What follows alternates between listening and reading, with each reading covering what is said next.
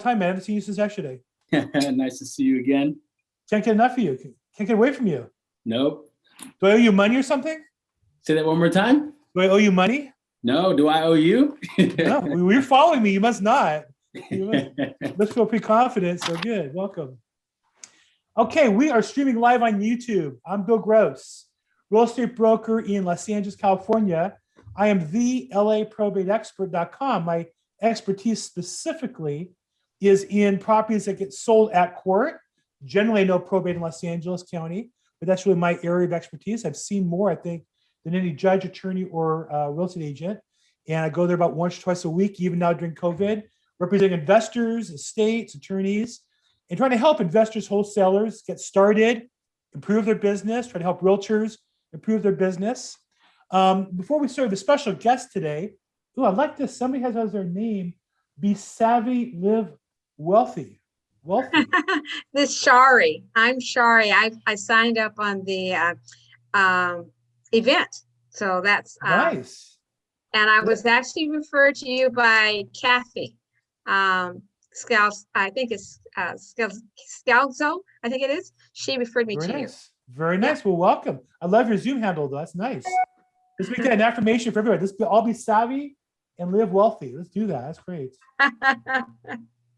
Hey, just want to start real quick here. And we're really lucky to have a great guest today who I met a year and a half ago. And when I stumbled on her, I don't remember how recently, through a meetup or something.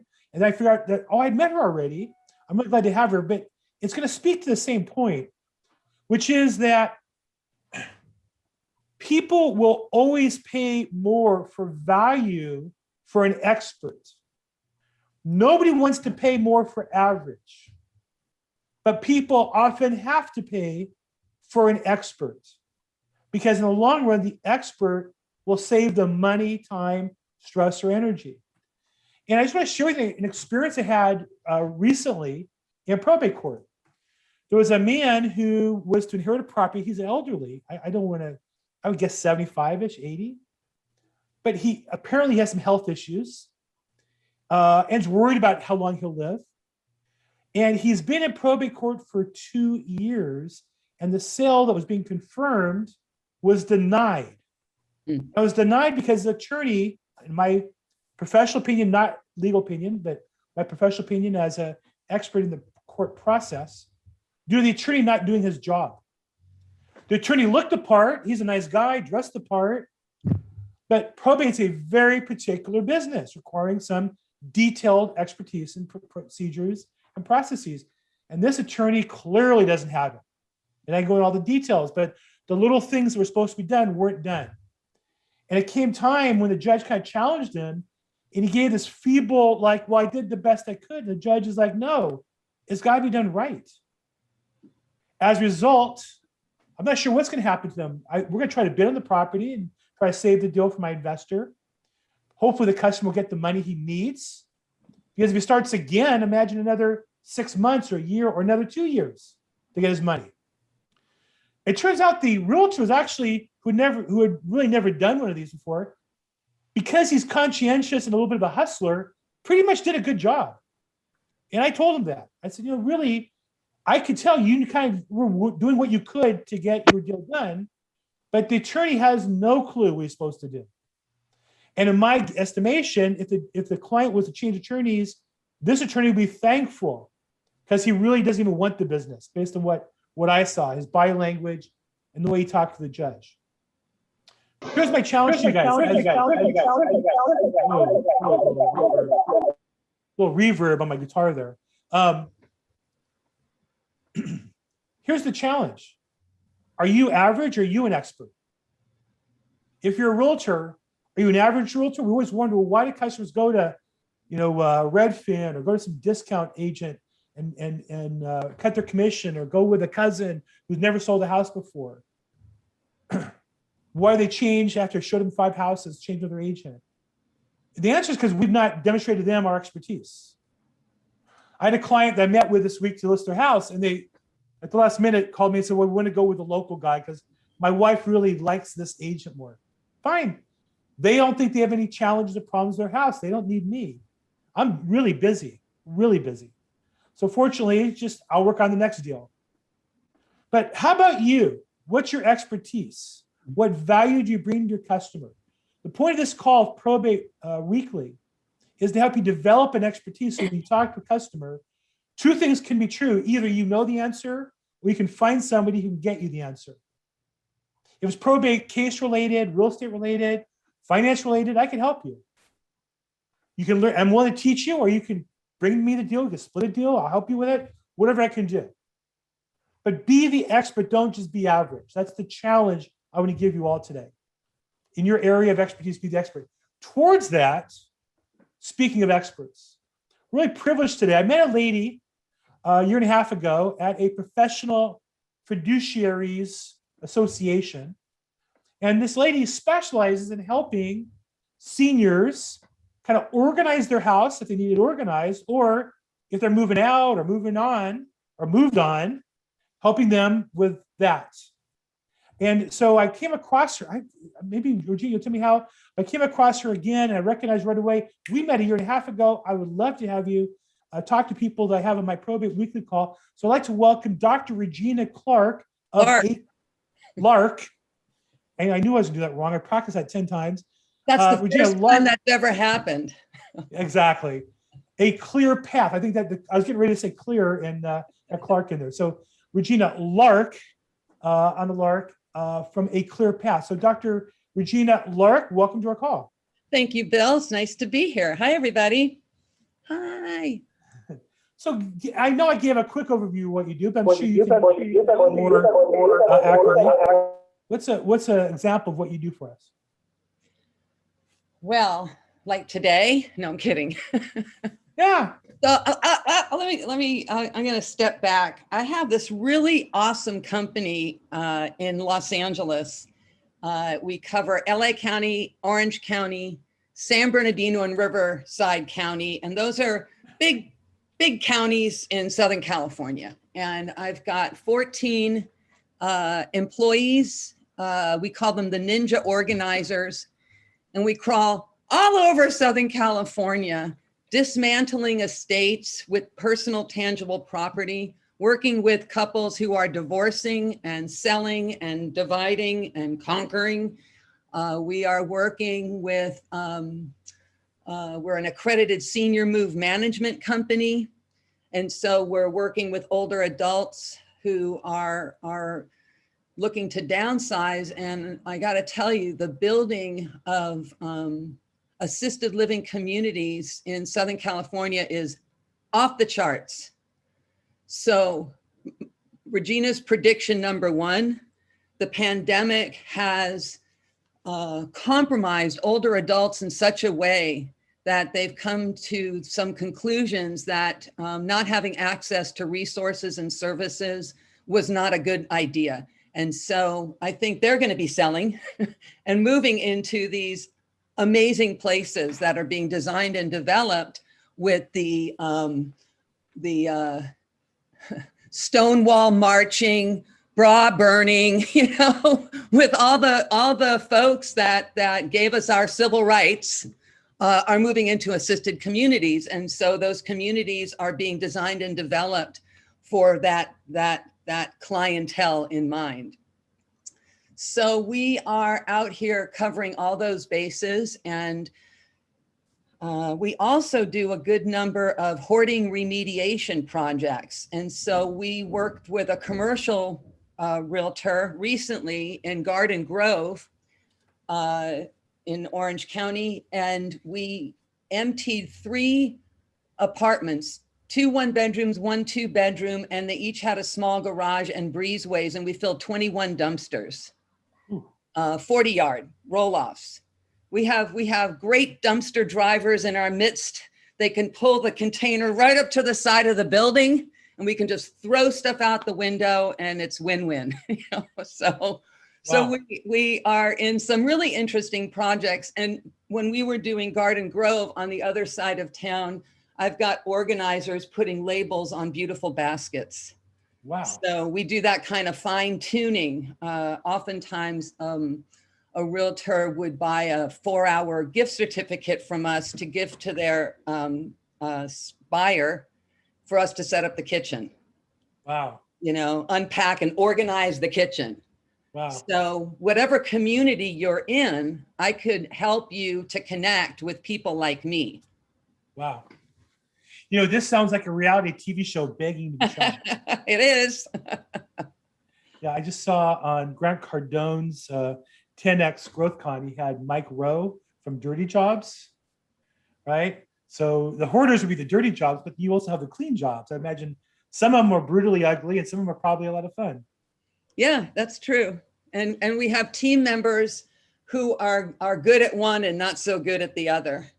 Like Melody, just give her a big, horrible, nasty hoard. And she's like, bring it. Wow. And they're doing trap and release mice on Garden Grove. They ran into a couple of mama possums. Wow. They just brought them over to the field and yeah, it's never a dull moment. Wow. Okay. So let's talk about kind of let's start maybe with the ugly side of the business. I like the moving inside. Sounds like a lot of fun, but I think I spend more of my life on the other side. I meet somebody, the house maybe was left to them, it hasn't been touched inside, mom or dad or mama and dad for time, had just let stuff decay, had some animals not tended to or whatever. What's the process look like? Do you get an estimate? You come out, how do I go from, oh my gosh, this is a huge mess. And I've literally been in those where I'm almost going to vomit. I've literally had to catch myself in some rooms that just the smell was overwhelming. Need to toughen you up, Bill. Well, I'm a bit of a wimp. I'll admit that.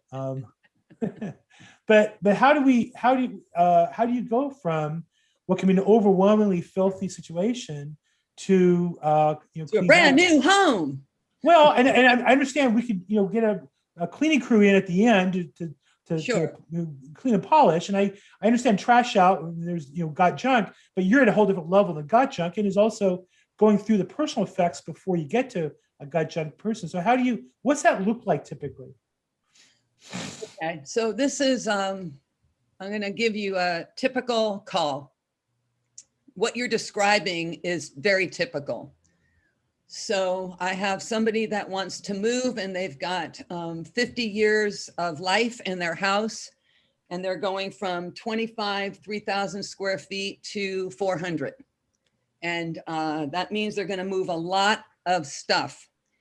And sometimes those houses are also compromised because the person, for one reason or another, was not able to do upkeep and take care of animals. They're compromised in a variety of ways.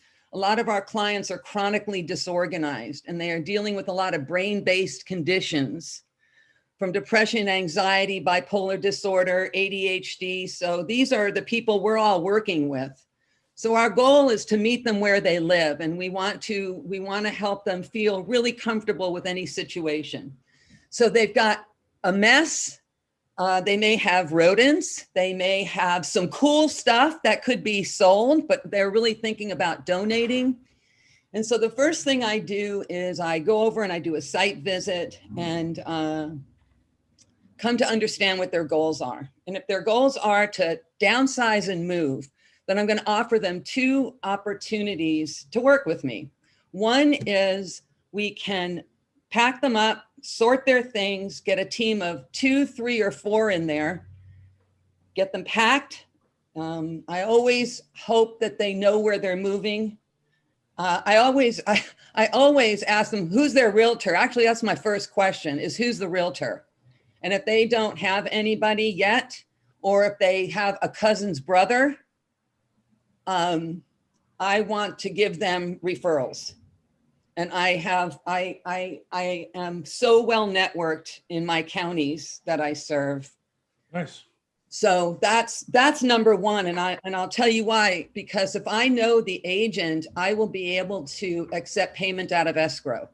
So Nice. Right off the bat, my relationship with the realtor has to be good. And so I have to always be able to provide good service for them to want to work with me on that. So So, so I can get them packed and moved and unpacked. And that's usually a 1 to 3 day job.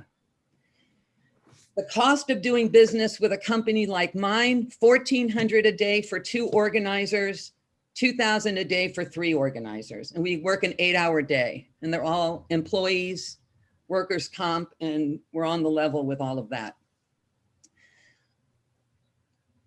Whatever is left in the home, as soon as I walk in, I have a sense of what it is that they want to take with them. As soon as I walk in, I can see if they're going to have a good sale or a not great sale. And one of the services my company brought on, and I know that you can find this in your communities, there's a Canadian company called Max Sold, MAXSOLD, probably .com. And they have this really robust platform for online estate sale auctions. Okay, I'm gonna so this is how I sell it to the client. Okay, I'm putting on my sales hat right now. Nobody ever gets to see this because I live alone and I do all of my sales on the phone at home. So this is how it goes. I'll tell them that they're going to have a pretty good sale, and it's going to cost them $2,000 a day for 3 of my organizers to come in and catalog the contents of the house.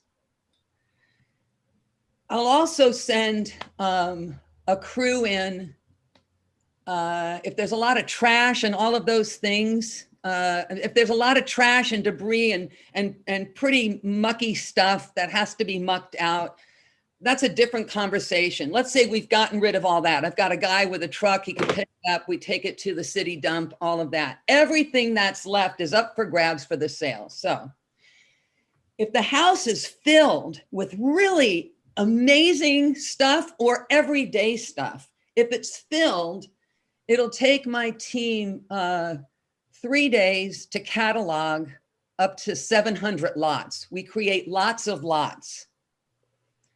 And we put like with like. If there's stuff there that is cool, like you really need to get a traditional auction company in, because we don't do any valuing, and you'll hear why. If we see gorgeous china with the markings or grandfather clocks or things that are just unusual and interesting, I take pictures and I send them to my 2 traditional auction people, Joe and Noel. And I'll say, what do you think? Sometimes I'm like, what is this? And they'll say pass or what's the address? So if the house has items that the family says, we have antiques in here. And sometimes, antiques is very broadly defined, as you all know. All of you have had clients that have antiques. And so if Joe and Noel pass, we continue our cataloging, and from 1 to 3 days, we can catalog the hell out of any house. In the catalog is everything under the sun. People buy everything. We are putting cars in the catalog because sometimes it's an estate that we're clearing out. Sometimes they're moving to an assisted living community and they're no longer going to drive. We have done auctions in houses in the San Fernando Valley on very big lots. And at the end of the lots in one of these homes that we did was a huge junkyard. And so we did a video of the junkyard. We put it in the auction. Somebody bid $55 for it, and it spent 3 days clearing it out. It's a trip. People buy everything. Yeah. So the upfront cost, if it's a lot of stuff, big house, $6,000 to catalog the sale. Once the sale, so we put the sale in a link. We give the family the link. Are you sure you want to sell everything? And they say, pull grandma's rocker. So we pull the rocking, link goes live. And when the link goes live, Max Sold sends it out far and wide. I don't do anything. I don't have the mailing list. I'm not doing that. Family can send it out. Family can see the auction as it's going. Auction goes live almost all over Southern California. So I know some of you are not in this area. And so in Los Angeles, the link could go 100-mile radius or more. We have people coming to our auctions that live in, a good 2 or 3 hour drive away.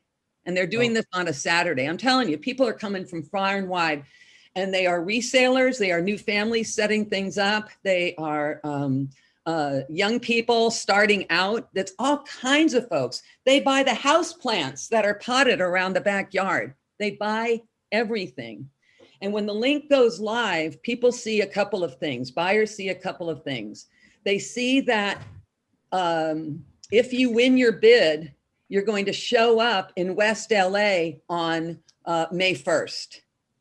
They're also going to see every item starts at $1 and people bid for 10 days.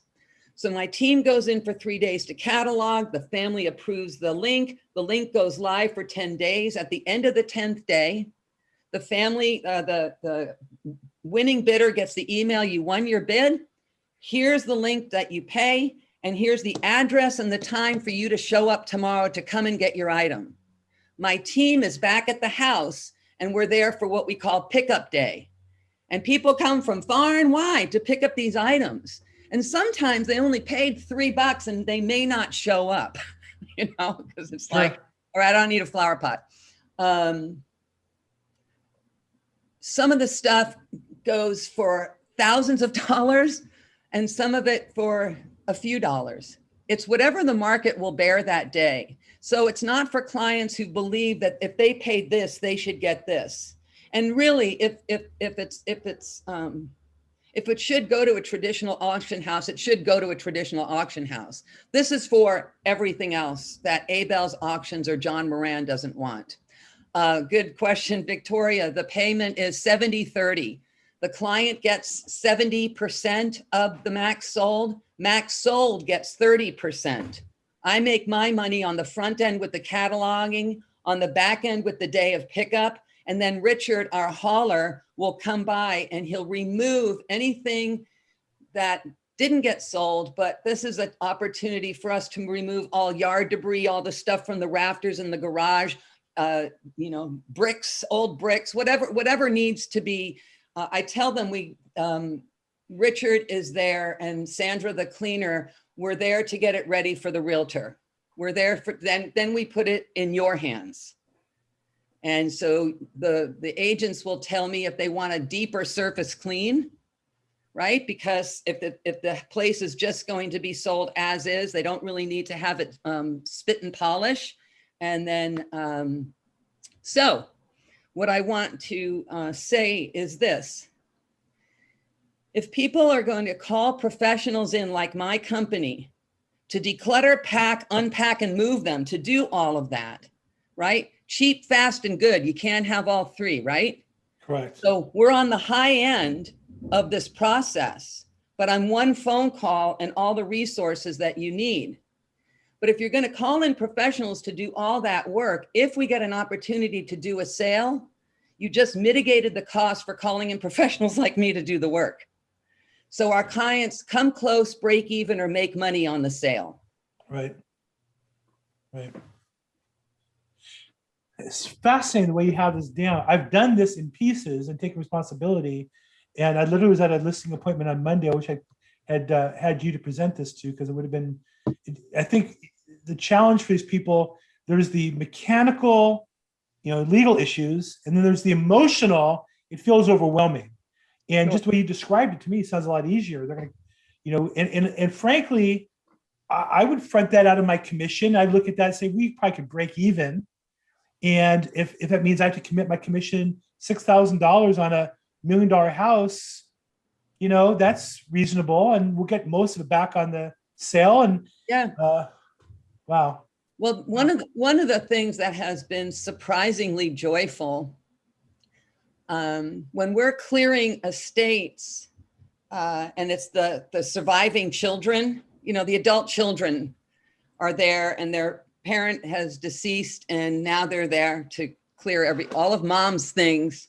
Right. When they're at the house and the things are being picked up, there's stories going on. They're doing family story. They're talking about, you know, the guy's t-shirt collection or posters or the albums. And so the survivors, you know, of the estate are seeing their mom's stuff being taken away by people that are very excited to have it. Yeah. Instead of boxing it all up and bringing it to out of the closet or Goodwill. So, Yeah. you know.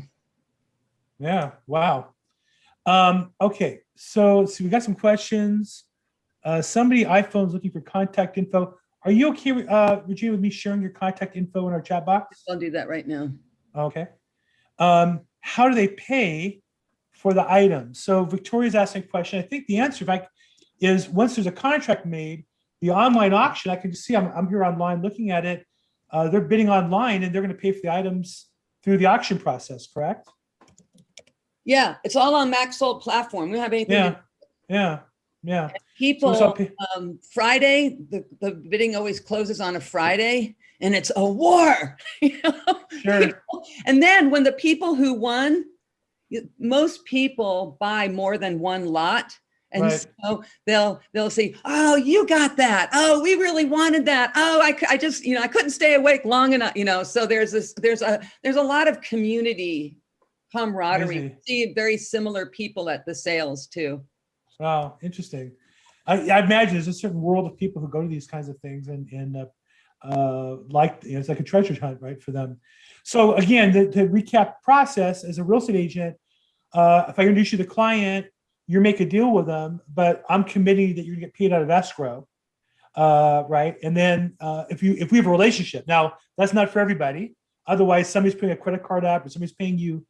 You do the work in advance, a catalog, could be $6,000 for a good size house.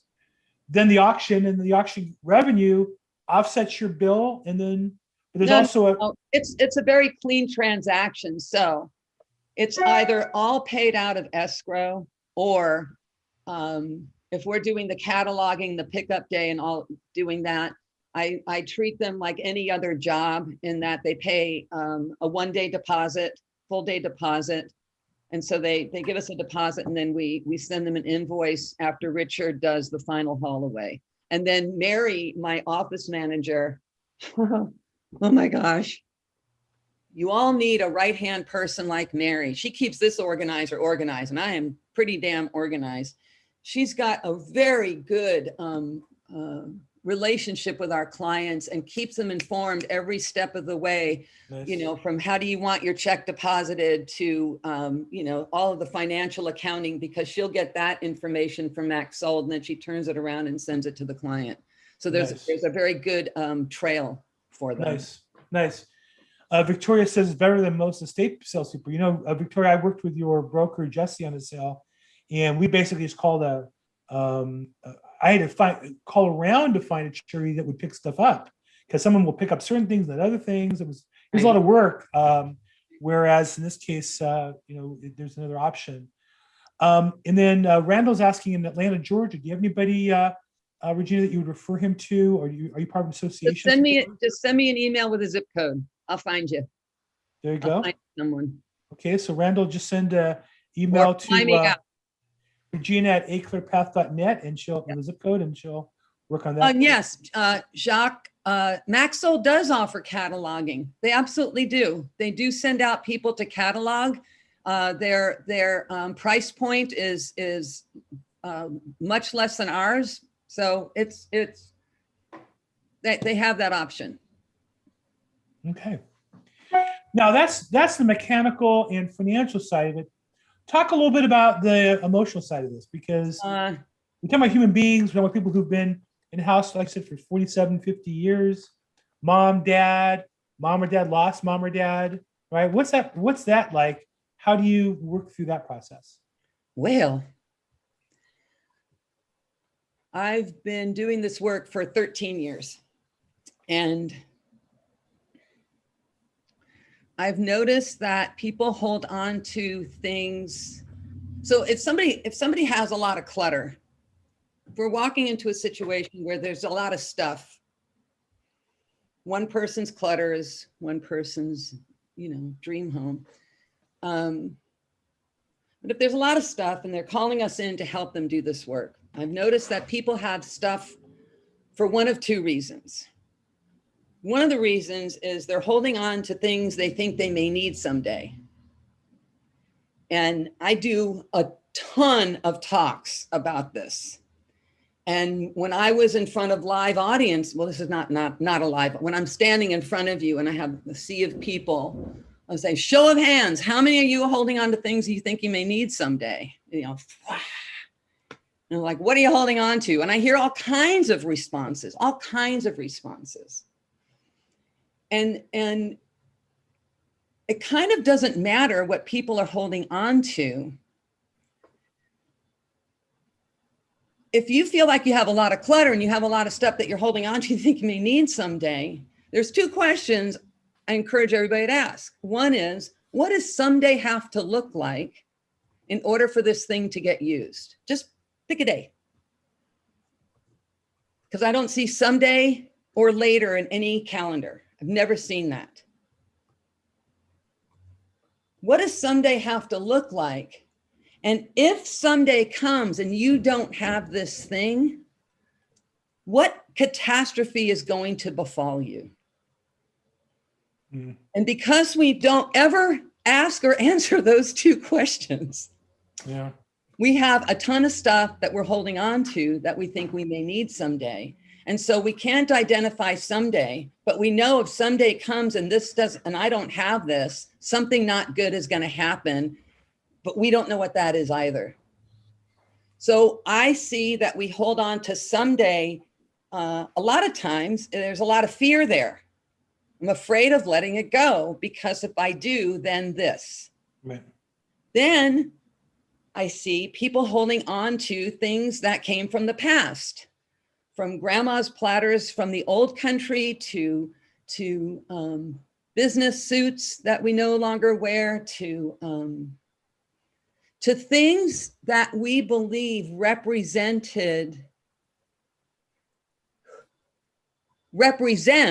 who we used to be.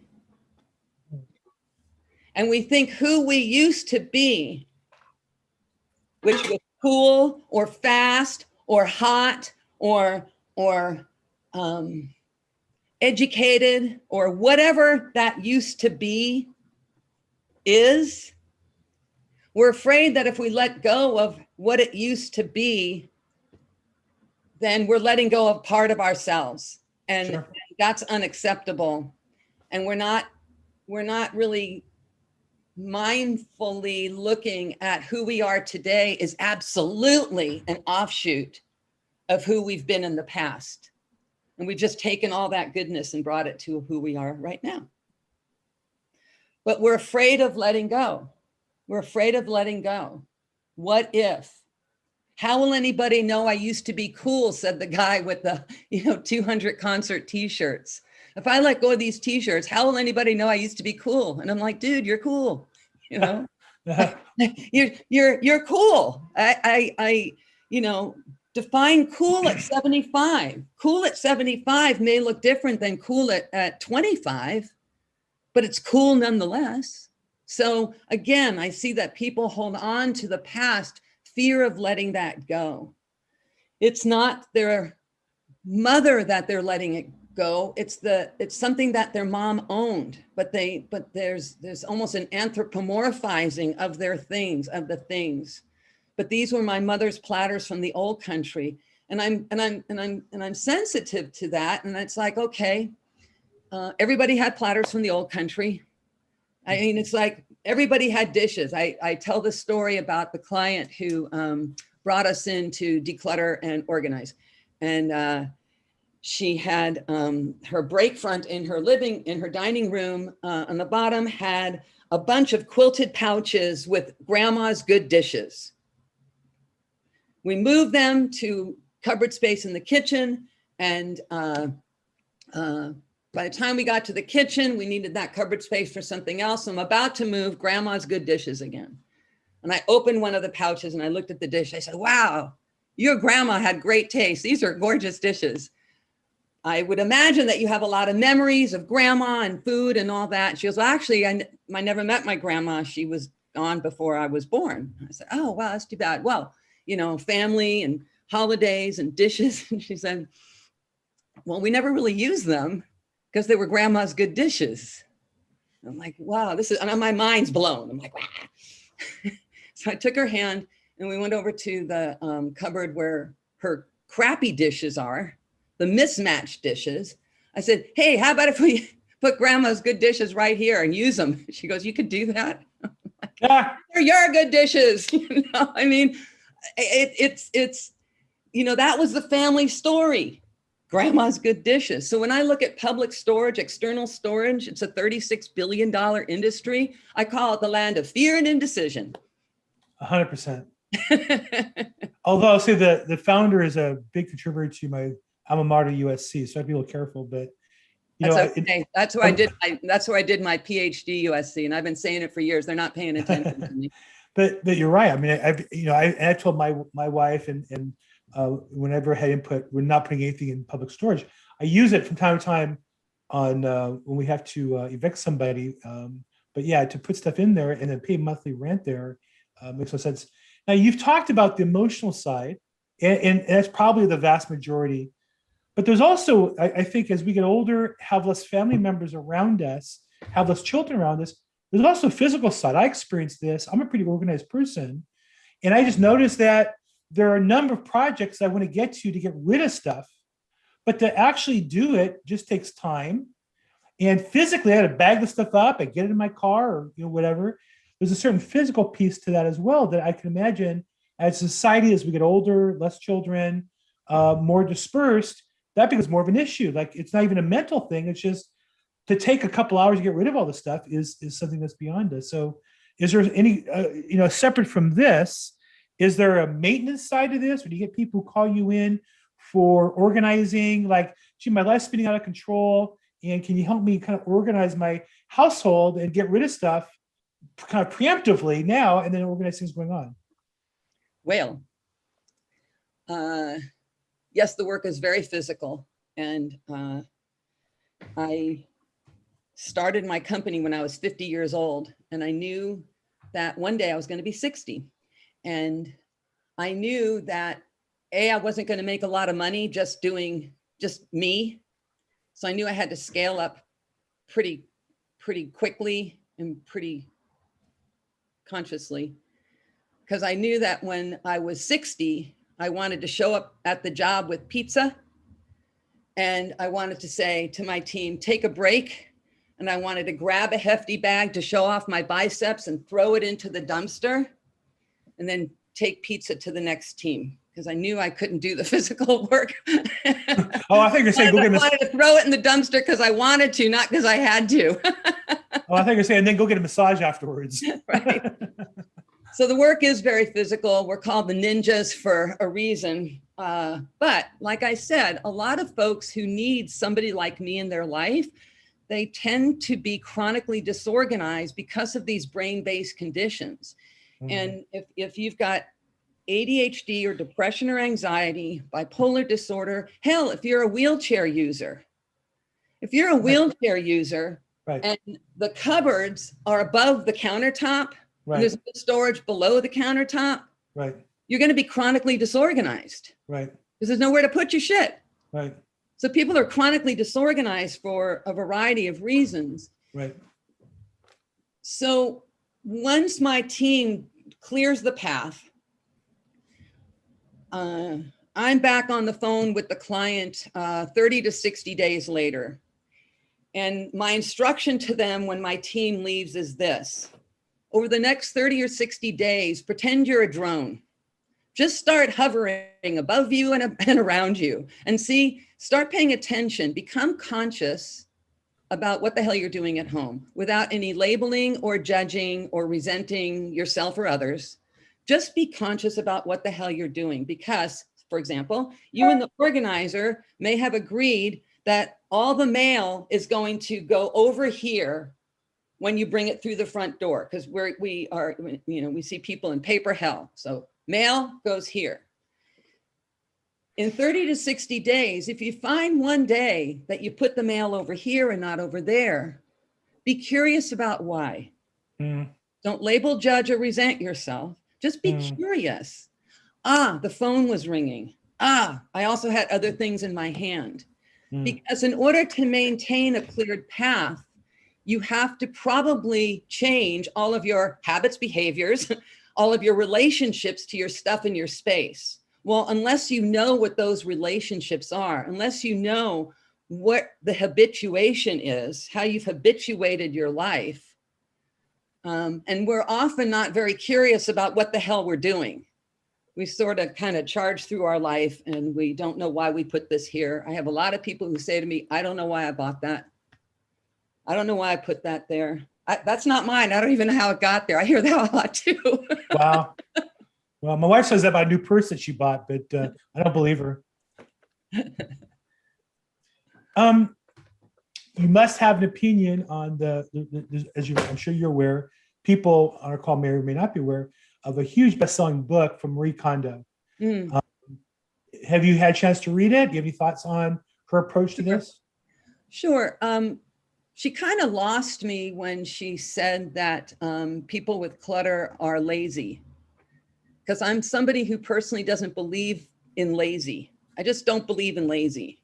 I think the reason we use lazy because I think we're not very curious about why we don't want to do something. So we just say lazy, and it becomes like a pejorative. Instead of saying, not my skill set, instead of saying, I don't want to, instead of saying, my blood sugar feels low, instead of saying, I don't even know how to start, we just go lazy. So don't believe in lazy. And what Kondo doesn't address is the chronically disorganized. Because if you're chronically disorganized, then it's never one and done. And I'll tell you why chronically disorganized people have clutter. And it's because of this. In order for us to get to this call on time, in order for us to check off our to-do list, we're operating from a part of our brain called the executive function. And the executive function is the opposite of the amygdala, the lizard brain, the fight or flight brain, right? People with ADHD and anxiety and depression, their executive function gets hijacked by the limbic system, by the amygdala. So that's why it's better to look at cute kittens on Facebook than it is to sit down and pay your bills. Okay, the executive function, if your executive function is not firing on all pistons, executive function controls our relationship with time, relationship with emotions, emotional management, right? I think public storage is the land of emotional mismanagement. I think I may need that someday, or these are grandma's platters from the old country. It's the amygdala. It's that part of the lizard brain that's creating the emotion around the fear. The executive function is planning, processing, linear thinking, sequencing. And it's the executive function is hugely impacted by people dealing with chemotherapy. Major life transitions, marriage, death, birth, divorce can, Right. it could knock you out, knock the executive function out. So even the most organized of persons, when there's a death in the family or when they've got a divorce, something big, you can be off your game and it can impact that. But once that settles, you can get your legs underneath you. You can probably go back to being organized. It's the big life transitions and what I call the micro transitions for a lot of people with executive function dysfunction. So it's not marriage, death, birth, divorce. It's waking up, taking a shower, getting dressed, and feeding yourself or somebody else, right? These are all actions and activities that have to take place. Where a lot of people get caught up if they've got these brain-based conditions is the time in between. It's that transition time. Interesting. Well, look, first off, you and I talked beforehand. You said, what should I talk about? I said, Regina, I'm gonna wind you up and let you go. I found it fascinating. So the first thing I always do on these calls is I try to have somebody come on as a guest who I find interesting. I find you fascinating. I did when I met you. At that time, the topic you were on was a little different. But I found it fascinating, though not of interest to me in business. But this is really right up my alley. I deal with people in these spaces every day. I would say to anybody who does probate as a real estate agent, these are things that should come up if you're doing your job. And I think the thing I always tell agents is don't back off because there's problems, be the solution. And if you can bring in resources like an expert on decluttering, you're creating great value for customers. Now, I've monopolized this, a lot of my questions. Who has a question for Dr. Regina Lark here on decluttering or dealing with people with memory issues or dealing with elderly people who are transitioning? Anybody have any question you'd like to ask? I don't see any in the chat box. Or if you raise your hand, I'd be glad to let you jump in. Or just unmute yourself and jump in. I do have to say, this whole time I've been looking at, is your name Carla? What is your name with Be Savvy? Oh, it's Shari. Shari. Every time I see Be Savvy, Live Wealthy, this is what's happening in my head. Be savvy, live wealthy. Wow.